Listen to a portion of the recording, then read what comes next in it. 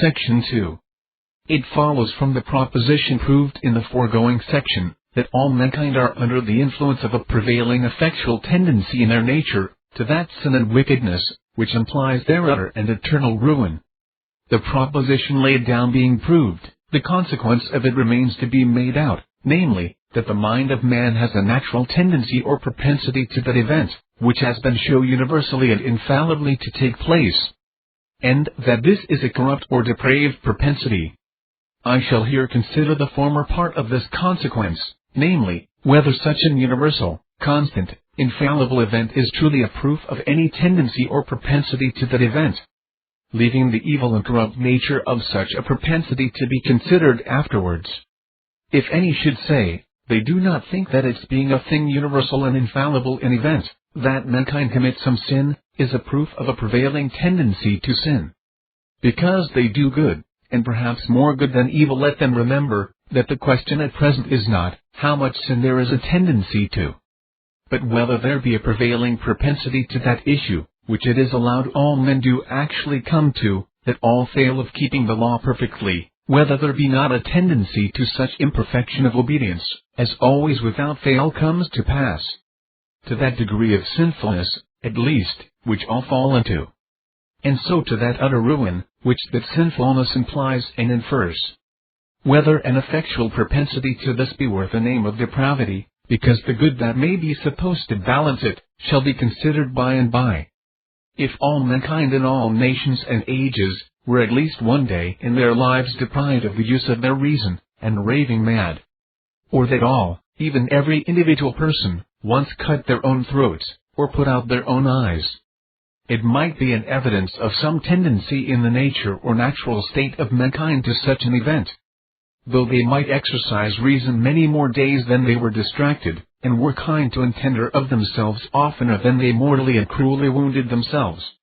To determine whether the unfailing constancy of the above-named event be an evidence of tendency, let it be considered, what can be meant by tendency, but a prevailing liableness or exposedness to such or such an event, wherein consists the notion of any such thing, but some stated prevalence or preponderation in the nature or state of causes or occasions, that is followed by, and so proves to be effectual to, a stated prevalence or commonness of any particular kind of effect, or something of the permanent state of things, concerned in bringing a certain sort of event to pass, which is a foundation for the constancy, or strongly prevailing probability, of such an event.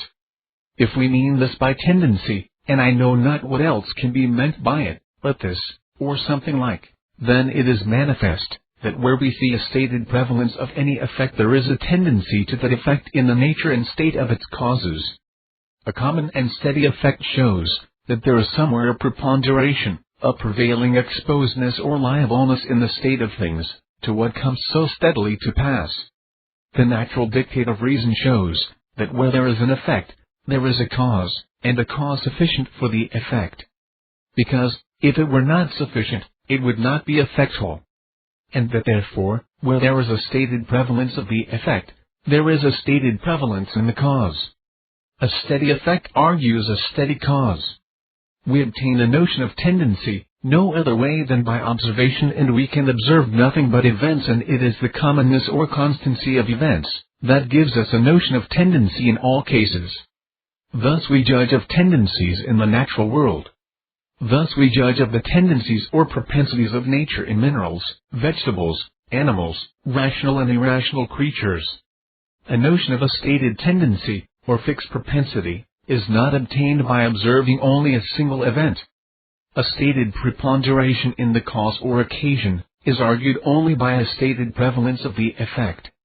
If a die be once thrown, and it falls on a particular side, we do not argue from hence, that that side is the heaviest. But if it be thrown without skill or care, many thousands or millions of times, and it constantly falls on the same side, we have not the least doubt in our minds, but that there is something of propensity in the case, by superior weight of that side, or in some other respect. How ridiculous would he make himself, who should earnestly dispute against any tendency in the state of things to cold in the winter, or heat in the summer. Or should stand to it, that although it often happened that water quenched fire, yet there was no tendency in it to such an effect. In the case we are upon, human nature, as existing in such an immense diversity of persons and circumstances, and never failing in any one instance of coming to that issue, that sinfulness, which implies extreme misery and eternal ruin, is as the die often cast, for it alters not the case in the least, as to the evidence of tendency, whether the subject of the constant event be an individual, or nature and kind. Thus, if there be a succession of trees of the same sort, proceeding one from another, from the beginning of the world, growing in all countries, soils, and climates, all bearing ill fruit, it as much proves the nature and tendency of the kind, as if it were only one individual tree, that had remained from the beginning of the world, often transplanted into different soils, and had continued to bear only bad fruit. So, if there were a particular family, which, from generation to generation, and through every remove to innumerable different countries, and places of abode, all died of a consumption, or all run distracted, or all murdered themselves, it would be as much an evidence of the tendency of something in the nature or constitution of that race, as it would be of the tendency of something in the nature or state of an individual, if some one person had lived all the time, and some remarkable event had often appeared in him, which he had been the agent or subject of from year to year, and from age to age, continually and without fail. 237. Thus a propensity, attending the present nature or natural state of mankind, eternally to ruin themselves by sin, may certainly be inferred from apparent and acknowledged fact. And I would now observe further, that not only does this follow from facts acknowledged by Dr. T, but the things he asserts, and the expressions which he uses, plainly imply that all mankind have such a propensity. Yea, one of the highest kind, a propensity that is invincible, or a tendency which really amounts to a fixed, constant, unfailing necessity. There is a plain confession of a propensity or proneness to sin, pages 143. Man, who drinketh in iniquity like water, who is attended with so many sensual appetites, and so apt to indulge them. And again, pages 228. We are very apt, in a world full of temptation, to be deceived, and drawn into sin by bodily appetites. If we are very apt or prone to be drawn into sin by bodily appetites, and sinfully to indulge them, and very apt or prone to yield to temptation to sin, then we are prone to sin. For to yield to temptation to sin is sinful. In the same page he shows, that on this account, and its consequences, the case of those who are under a law, threatening death for every sin, must be quite deplorable, if they have no relief from the mercy of the lawgiver. Which implies, that their case is hopeless, as to an escape from death, the punishment of sin, by any other means than God's mercy. And that implies such an aptness to yield to temptation, as renders it hopeless that any of mankind should wholly avoid it. But he speaks of it elsewhere, over and over, as truly impossible, or what cannot be. As in the words before cited in the last section, from his note on Romans 5:20, where he repeatedly speaks of the law, which subjects us to death for every transgression, as what cannot give life, and states, that if God offered us no other way of salvation, no man from the beginning of the world could be saved.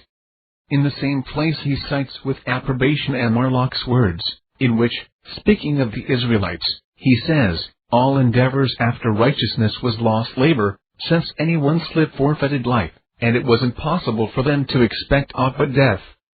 Our author speaks of it as impossible for the law requiring sinless obedience to give life, not that the law was weak in itself, but through the weakness of our flesh. Therefore he says, he conceives the law not to be a dispensation suitable to the infirmity of the human nature in its present state. These things amount to a full confession, that the proneness in men to sin, and to a demerit of unjust exposedness to eternal ruin, is universally invincible. Or, which is the same thing, amounts to invincible necessity. Which surely is the highest kind of tendency, or propensity, and that not the less, for his laying this propensity to our infirmity or weakness, which may seem to intimate some defect, rather than anything positive, and it is agreeable to the sentiments of the best divines, that all sin originally comes from a defective or privative cause. But sin does not cease to be sin, justly exposing to eternal ruin as implied in Dr. T.'s own words, for arising from infirmity or defect. Nor does an invincible propensity to sin cease to be a propensity to such demerit of eternal ruin, because the proneness arises from such a cause. It is manifest that this tendency, which has been proved, does not consist in any particular external circumstances that persons are in, peculiarly influencing their minds, but is inherent, and is seated in that nature which is common to all mankind, which they carry with them wherever they go, and still remains the same, however circumstances may differ. For it is implied in what has been proved, and shown to be confessed, that the same event comes to pass in all circumstances. In God's sight no man living can be justified, but all are sinners, and exposed to condemnation. This is true of persons of all constitutions, capacities, conditions, manners, opinions, and educations, in all countries, climates, nations, and ages, and through all the mighty changes and revolutions, which have come to pass in the habitable world. We have the same evidence, that the propensity in this case lies in the nature of the subject, and does not arise from any particular circumstances, as we have in any case whatsoever, which is only by the effects appearing to be the same in all changes of time and place, and under all varieties of circumstances. It is in this way only we judge, that any propensities, which we observe in mankind, are seated in their nature, in all other cases.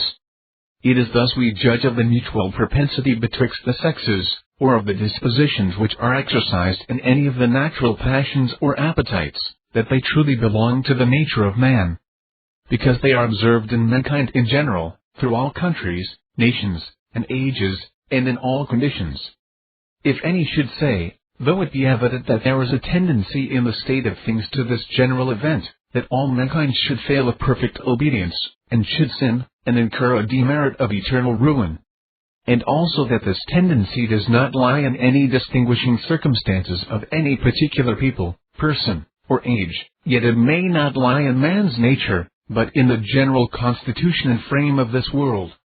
Though the nature of man may be good, without any evil propensity inherent in it, yet the nature and universal state of this world may be full of so many and strong temptations, and of such powerful influence on such a creature as man, dwelling in so infirm a body, etc., that the result of the whole may be a strong and infallible tendency in such a state of things, to the sin and eternal ruin of every one of mankind. To this I would reply, that such an evasion will not at all avail to the purpose of those whom I oppose in this controversy. It alters not the case as to this question, whether man, in his present state, is depraved and ruined by propensities to sin. If any creature be of such a nature that it proves evil in its proper place, or in the situation which God has assigned it in the universe, it is of any evil nature.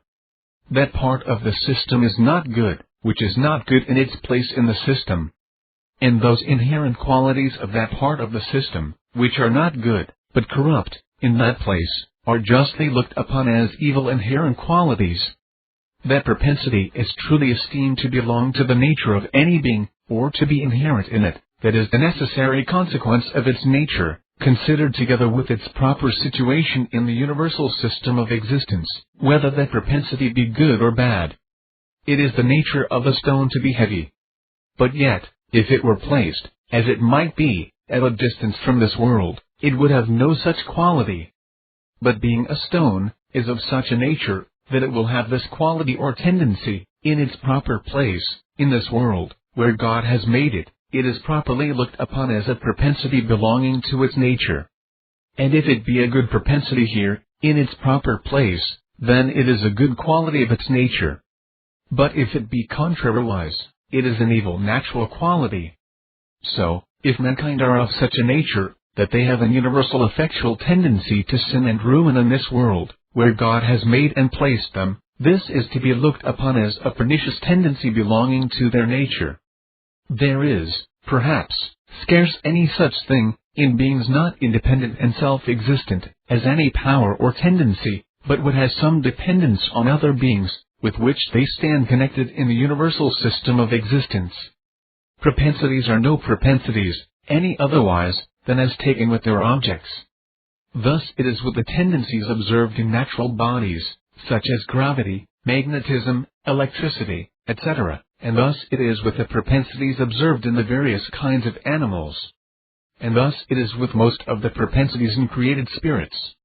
It may further be observed that it is exactly the same thing as to the controversy concerning an agreeableness with God's moral perfections of such a disposal of things, that man should come into the world in a depraved and ruined state, by a propensity to sin and ruin, whether God has so ordered it, that this propensity should lie in his nature considered alone, or with relation to its situation in the universe, and its connection with other parts of the system to which the Creator has united it, which is as much of God's ordering as man's nature itself, most simply considered. Dr. T. pages 188, 189. Speaking of the attempt of some to solve the difficulty of God being the author of our nature, and yet that our nature is polluted, by supposing that God makes the soul pure, but unites it to a polluted body, or a body so made, as tends to pollute the soul, he cries out of it as weak and insufficient, and too gross to be admitted for, says he, who infused the soul into the body.